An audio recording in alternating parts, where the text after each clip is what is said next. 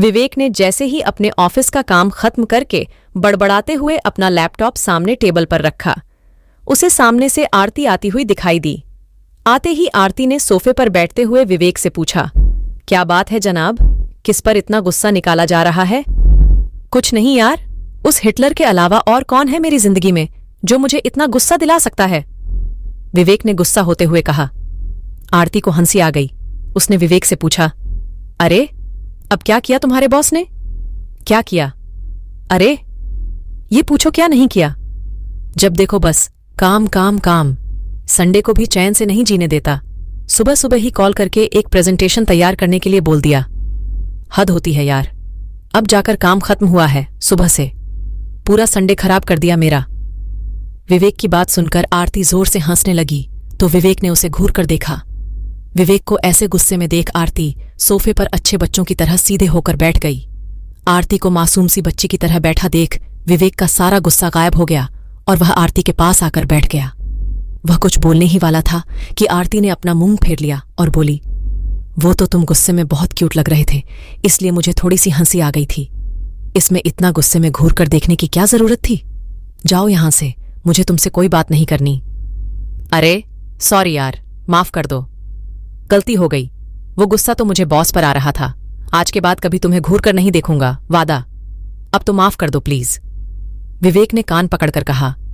आरती ने विवेक की तरफ मुंह घुमाया और कहा, अच्छा ठीक है, मैं समझ सकती हूं कि तुम टेंशन में थे। जाओ, माफ किया, खुश रहो। वैसे भी काम खत्म हो गया है ना, तो अब क्यों इतनी टेंशन लेना? लेकिन खबरदार, जो आज के बाद मुझे कभी ऐसे घूरा तो, समझे? सही बात है। वैसे भी मैं तो भूल ही गया था कि ऐसे घूर कर देखने का और गुस्सा होने का हक तो सिर्फ तुम बीवियों के पास ही होता है ना? वैसे भी मेरी इतनी हिम्मत कहाँ कि अपने ऑफिस के बॉस का गुस्सा मैं अपने घर की बॉस पर उतारूं। क्यों मेरी होम मिनिस्टर जी? विवेक के ऐसा कहने पर दोनों खिलखिलाकर हंस पड़े। थोड़ी देर तक ऐसे ही बैठकर बातें करने के बाद विवेक को भूख लग गई। उसने आरती से कहा कि आरती, मुझे तो बहुत भूख लग गई है। हाँ तो जाओ, जल्दी से हाथ धोकर आओ और बैठ जाओ डाइनिंग टेबल पर, खाना तैयार है। विवेक हाथ धोकर वापस आया तो उसने आरती से पूछा कि वैसे क्या बना है आज खाने में? आरती ने जवाब दिया, पालक पनीर। आरती ने जैसे ही पालक पनीर का नाम लिया, विवेक ने बुरा सा मुंह बनाया और पूछा, आरती, तुम्हें पता है ना कि मुझे यह सब घास फूस बिल्कुल पसंद नहीं। ओह हेलो, ये सब घास फूस नहीं होता, समझे ना? बहुत हेल्दी होता है। और तो और पालक पनीर तो हेल्दी के साथ साथ टेस्टी भी बहुत होता है।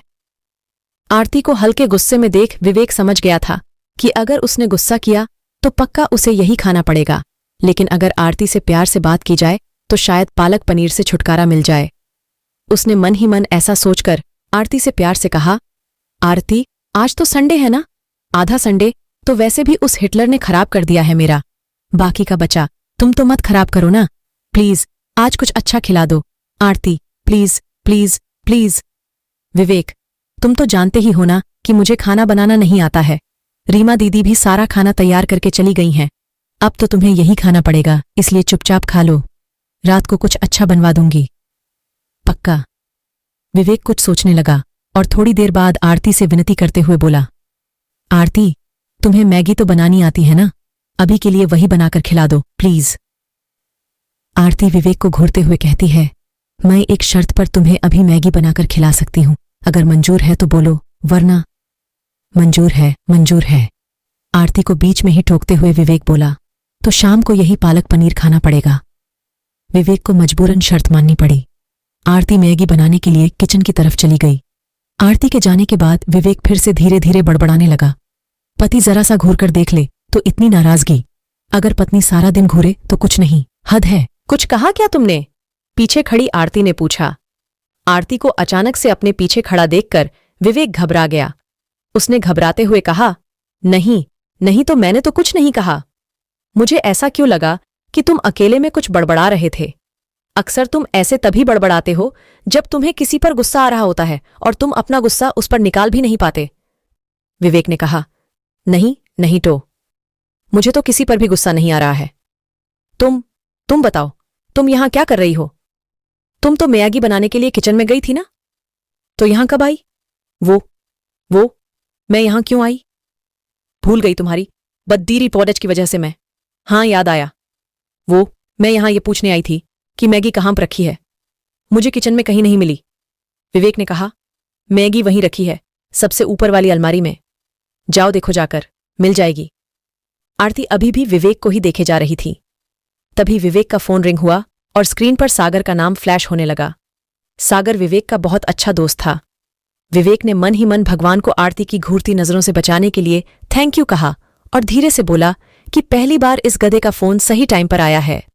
आरती, मैं यह सागर से बात करके आता हूं, तुम तब तक मैगी बना दो प्लीज। विवेक ने आरती से कहा तो आरती ने हन में गर्दन हिला दी। आरती किचन में गई और विवेक बालकनी में जाकर सागर से फोन पर बात करने लगा। सागर से बातें करते करते विवेक को समय का ध्यान ही नहीं रहा। जब उसने फोन रखा तो देखा कि उसने आज 60 मिनट सागर से बात कर ली है। फिर उसे ध्यान आया कि 60 मिनट हो गए और आरती अभी तक मैगी खाने के लिए उसे बुलाने नहीं आई। वह तुरंत किचन में पहुंच गया। किचन में जाकर विवेक ने देखा कि आरती हाथों में फोन पकड़े उसमें कोई वीडियो बड़े ध्यान से देख रही है और मैगी का पैकेट सामने ऐसे ही रखा है। आरती को ऐसे देख विवेक ने हैरानी से पूछा, आरती, तुम इतने ध्यान से फोन में क्या देख रही हो? मैगी क्यों नहीं बनाई अब तक? वो विवेक, तुम्हें तो पता है ना कि मम्मी के घर में तो मैंने कभी काम ही नहीं किया, खासकर खाना तो कभी बनाया ही नहीं। मैंने तो आज तक मैगी के अलावा कुछ बनाना ही नहीं सीखा। हॉस्टल में मैगी बनाई तो वो भी इंडक्शन स्टोव पर, सिलेंडर वाली गैस पर कभी कुछ किया ही नहीं, तो मुझसे तो गैस ही नहीं जली। मैंने सोचा यूट्यूब की हेल्प ले लेती हूं। मैं यूट्यूब पर यही देख रही थी कि गैस कैसे जलाते हैं। आरती ने मासूम सी शक्ल बनाते हुए विवेक को जब यह सब बताया तो विवेक को उसकी मासूमियत पर हंसी आ गई। तभी उसने आरती से पूछा, आरती, अगर गैस नहीं जल रही थी तो तुम मुझे भी तो बुला सकती थी ना, तुमने मुझे क्यों नहीं बुलाया? वह तुम अपने दोस्त से बात कर रहे थे ना, तो मैं तुम्हें डिस्टर्ब नहीं करना चाहती थी। वैसे भी मैंने रीमा दीदी से सीख ही लिया था कि लाइटर कैसे यूज करते हैं, पर फिर भी ये गैस तो जली ही नहीं। आरती ने मासूमियत से जवाब दिया, आरती, तुम बहुत मासूम हो यार, यू आर सो क्यूट। विवेक ने ऐसा कहते हुए आरती को गले से लगा लिया। विवेक ने आरती के हाथों से उसका फोन लिया और लॉक करके साइड में रख दिया। उसने आरती को बड़े ही प्यार से थोड़ा सा पानी पिलाया। आरती को अब भी थोड़ा परेशान देख विवेक ने आरती को समझाते हुए कहा कि आरती, मैंने ही रीमा दीदी को कह रखा है कि सारा काम खत्म करने के बाद सिलेंडर का रेगुलेटर बंद कर जाया करें ताकि गैस लीक होने का कोई खतरा ना रहे। जब रेगुलेटर ऑफ होता है तो हम गैस नहीं जला सकते हैं। अगर गैस जलानी है तो पहले रेगुलेटर तो ऑन करना पड़ेगा ना। अच्छा, तो इसलिए मुझसे गैस नहीं जली थी क्योंकि रेगुलेटर ऑफ था। कहते हुए आरती ने अपना सिर पीट लिया। फिर दोनों साथ में हंस पड़े। विवेक ने रेगुलेटर ऑन कर दिया और आरती ने गैस जलाकर मैगी बनाने के लिए उस पर एक पैन में पानी उबलने के लिए रख दिया। फिर आरती ने जल्दी से मैगी बनाकर विवेक को दे दी और कहा, लो, जल्दी से मैगी खा लो। एक तो मेरी वजह से पहले ही बहुत लेट हो गया। बहुत नहीं मैडम, बहुत ज्यादा। टीवी वाले लोग दिखाते हैं कि मैगी 2 मिनट में बनकर तैयार हो जाती है।